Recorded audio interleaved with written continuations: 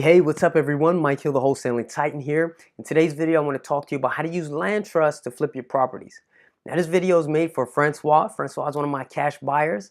What's up, man? Hopefully you're watching this now. And he has not done a trust deal before. So in this video, I want to show why this is mutually beneficial, why this is going to work for him, why I would like to do it this way, why it's beneficial to me. A lot of my cash buyers prefer to do deals in the land trust, but a lot of them just don't even know about it. So before we jump into this, I'm going to highly recommend this bad boy here, Land Trust in Florida. It's by Mark Warda, W-A-R-D-A, attorney at law. This book's amazing. It's like a $30 investment, has made and saved me like thousands and thousands of dollars, literally. And it's allowed me to do deals that I otherwise would not have been able to do. So, as far as I know, land trusts are not recognized in most states. In fact, the states that do recognize it that I know of are Illinois, California, Florida, Hawaii, Indiana, North Dakota, and Virginia. But again, the specifics, bylaws, whatever may vary from state to state. So if you're in one of those states and not Florida, you got to do your homework. So today we're focusing strictly on Florida. So I'm going to start off, Francois. Let me just go through some bullet points. I'm going to tell you, why some other buyers prefer to use land trusts. They've got a chapter here called Benefits of Using Land Trust. Obviously, it goes into detail on each of these points, but I'm just going to read you off the bullet points real quick. So the first, privacy. There's no public record of the beneficiaries of a land trust. The trustee is listed as the owner, and only he or she knows the identity of the beneficiary. Avoiding probate. Keeping liens and judgments off the property. Avoiding litigation.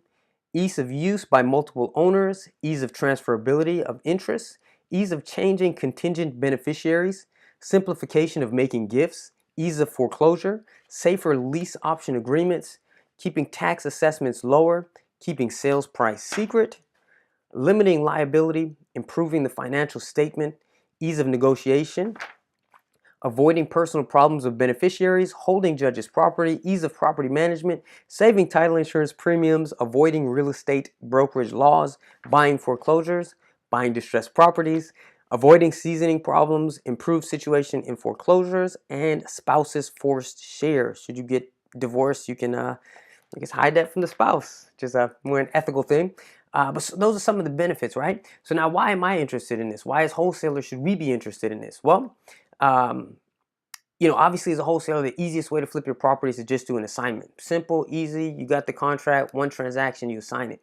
But more and more you're seeing people don't want to do that. Contracts are being non-assignable. And if you're working with a bank, in the case of like an REO or especially short sale, you'll run into deed restrictions where they say, you can't resell this property for 60, 90, 120 days. So even if you're going to do a double closing, which would be the next best option, you can't do that, right? So here's where the land trust is freaking awesome. If you're not familiar with double closing, go watch my other video. I'll put a card or something here. But essentially, if we cannot assign, we've got two transactions. A to B, where you purchase the property from the seller, you own it for a minute or two, then you resell to your end buyer. When you do that, however, again, if there's a deed restriction, you can't do that. But also, when you do that, you have to pay those closing costs on the first leg of that transaction. And if you're using transactional funding, you have to pay that as well. And then those costs, you got to eat those, and or they get passed on up to your end buyer. So that's another reason why it's just mutually beneficial. Now, if you do it in the land trust, even if the contract itself is non-assignable, it's essentially an assignment. And here's why. It's like if I own a business. So let's say I own ABC LLC, and it purchases 123 Main Street. Now, I don't own that house. The LLC owns that house, right? And then if I sell my LLC, another owner owns the business, but the business still owns the house. So there's only one transaction. There's not two separate transactions. There's no change on the deed. So again, that's how you beat the deed restriction, kind of a loophole there. So people say, well, why don't you just do that with your business, buy it in an LLC? Well, you can. And if you're out of Florida, maybe you might want to do that. But the reason land trusts are better is because when you form an LLC, you have to file it with the state. So it gets recorded in the public record. And on top of that, you have to pay, to establish that business. Land trust, simple. Or you can literally type it up on your computer in 5 minutes, and then you're just good to go. So I'm going to actually go ahead and jump into this and show you how to do it right now. And we'll talk specifics. Again, this is a live deal that I'm trying to get done here. So we're doing this kind of in real time, and I'm just fully transparent with this thing, right? So let's, where are we? Yes, look at the deal, right? So This is a property I won by way of foreclosure on an auction site on Hubzu. I made a video on how to get deals on Hubzu, so I'll pop that card in here somewhere too, and if you haven't seen it, go watch it. All right, so purchase price 107,934. So I'm basically won this property for 108,000. And then next day you see this is my e-blast, right? So keep it a little fun, a little goofy. Always got my random share of the day because I'm weird like that. I like to do random things. But anyway, here's the deal right here, right? 6750 Northwest 17th in Margate. So you can see I marked it up 10,000. I'm asking 118, right? Then I've got some info in here. Same subdivision sales. You see there's some good stuff in there.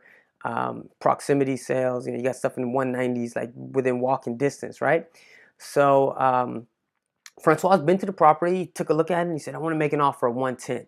So I'm looking at it now, like, okay, it's kind of a small spread, but Francois has worked his numbers. And here's the thing, Francois, I don't want you to buy one property from me. Like, I want you to know that I got your best interest in heart. And other wholesalers, you should, man. You want your buyers to make money. They want you to be successful. You should want them to be super successful. Francois, not trying to sell you one property. I want to sell you one property a week, a month. I got to be your favorite wholesaler, right? So, the numbers work. They work for him. I said, okay, cool. Let's just knock this one out quickly. But again, I'm at 108. So let me show you something real quick. I'm jumping on my trusty Independence Title Closing Cost Calculator. I'm not even sure if that's going to show up, but I'll put a link to that too. You guys should download it. It's free and it's cool. I've been using it for a couple years now. Instant closing cost quote. So you just put in the probably can't see, but the contract sales price. So that's going to be 108. Is it a cash purchase? Yes. The real estate commission is going to be 5%. Who's paying title insurance? Let's put buyer. Who's paying the lien search? We'll just put buyer. Do I want a survey? No. And is there HOA? Yes. Calculate. And boom, just like that. 5 minutes. Settlement charges, owner's title insurance, policy, lien search, all that stuff's in there. Total settlement charges, $1,337.38. And then on top of this, if I'm going to use transactional funding to do, if I'm doing an A to B and a B to C, that's going to be 1%. So it's going to be about $1,000. So my closing costs on this is going to be over $2,000, right? $2,300. So now if I'm doing a double closing, I'm going to be into the property for 108, just over 110, almost 111. Now, Francois, I love you, man. We talk on the phone, but I'm not selling your property for 110 that I'm paying 111 for, right? But if that's the numbers you work with, you're comfortable. I'm always fighting for you guys, right? For my buyers, I want to, like I said, give them the best deal. So that's why I put the option out there. Look, if we got a double close, I got to charge you 113. But if you want to take in this land trust, then essentially you buy it at 108, cut me the check for 2,000, and then you get it for 110. Again, mutually beneficial. So again, we went through the benefits, but how does this work, right? So let me show you right here. Bang, this is it, the land trust. Now, people ask me, I've gotten comments on Facebook or YouTube or wherever, said like, how much do you pay for an attorney to set this up? You pay every time. It's like, no, you don't need an attorney for this at all. Like this right here, this is it. This is the template. Fill it out on your computer. And there are only a few fields you fill out. So, by the way, students of mine, if you're watching this stuff, all the land trust documents, this one as well as the PDF to go through everything, as well as all the assignment, all the documents, basically they're in the portal in the tool section. So anyway, let's check this out, right? Land trust agreement. So here it is. I mean, really simple. This trust agreement dated this, what's today? 23rd day of September 2016, and known as, I take out trust number and I always put the address of the property. So in this case, was it 6570? 6750, okay.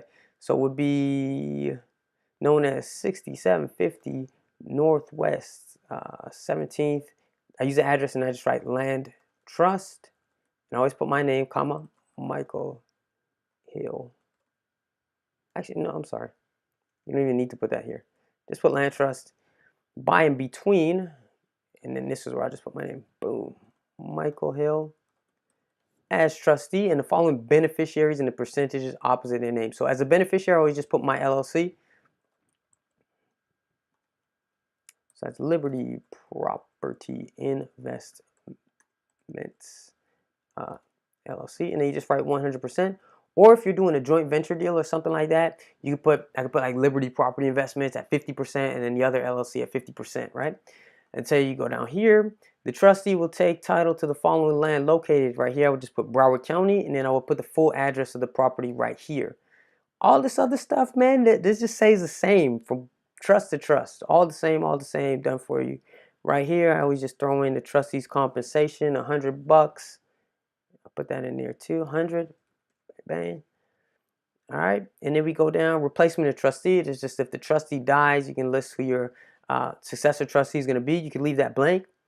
And then we scroll down, blah, blah, blah, right here. Address, you put the address of the trustee and the address of the beneficiary. Sign, boom, that's it. Your trust is done.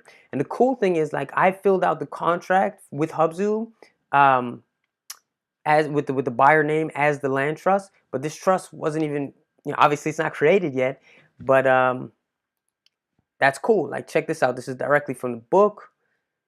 And let's see, right here, it should be preparing the trust. It should be executed prior to the deed, but if not, it is still valid if executed later. So I'm telling you, there are like hundreds of benefits of using this trust. So, again, this is just one of them, right? So, okay, we established the land trust. So I'm purchasing in the land trust. Francois, how are you going to get your property, right? And so we get two documents here. The first is just the resignation of trustee. So I'm going to say, okay, I'm resigning as trustee. Francois, or whoever he names, is going to be the new trustee. Simple. This is less than a paragraph. So agreements in reference to, it's an older one. So obviously you'd swap out the correct address. Put the legal description. Michael Hill, the current trustee, agrees to resign as trustee and appoints. And then you could put Francois, or if you have an attorney, you can put your attorney or whoever as trustee for a fee of $2,000. Sign it. Boom. That goes to the title company. Next thing you want to sign here, assignment of beneficial interest. Remember, the deed is just going to be recorded as the land trust as the owner. So this stuff, none of this changes the deed. There isn't a separate transaction that goes down. It's essentially an assignment. So here, assignment of beneficial interest.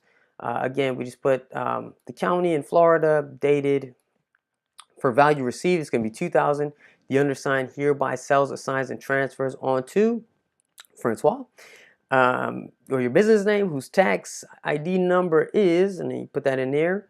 100% of the rights, powers, privileges, and beneficial interests in the trust agreement known as 6750, dated, and then we put the date.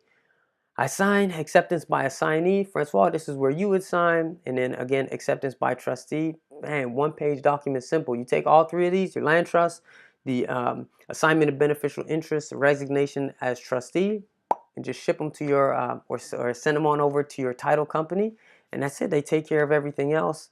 A lot of title companies may not even be familiar with this method, so you do need to make sure that they know what's going on. And then that's it. You can basically do one transaction. You save money. You save your buyer money. You can get the price a little bit lower. Something else I wanted to highlight here. Yeah, this is, again, just another excerpt from the book. Ease of transferability of interest. It's just so simple. Since interest, legal rights to property, and land trust are personal property, not classified as real estate, they only need a simple signature for a transfer. The transfer does not require any witnesses or notary. So again, even this land trust does not need to be filed with the state anywhere. Like, you create it here, you send it to your title company, they'll keep it in a drawer. So ease of changing contingent beneficiaries, boom. And then obviously, Francois, you get a copy of that. I can notarize it for you. We can file in the public record if you want. But again, it's optional. You don't have to. So again, it's just another way to get your buyer's properties really cheap.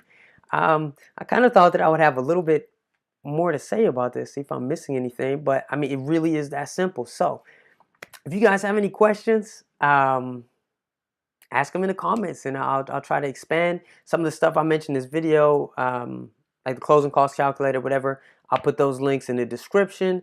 Francois, I'll call you a little bit later if you have questions. We'll go through this in more detail. Leave a comment. Please subscribe. More good stuff coming. And thank you all for watching. And stay tuned. I'll be back soon. Thanks.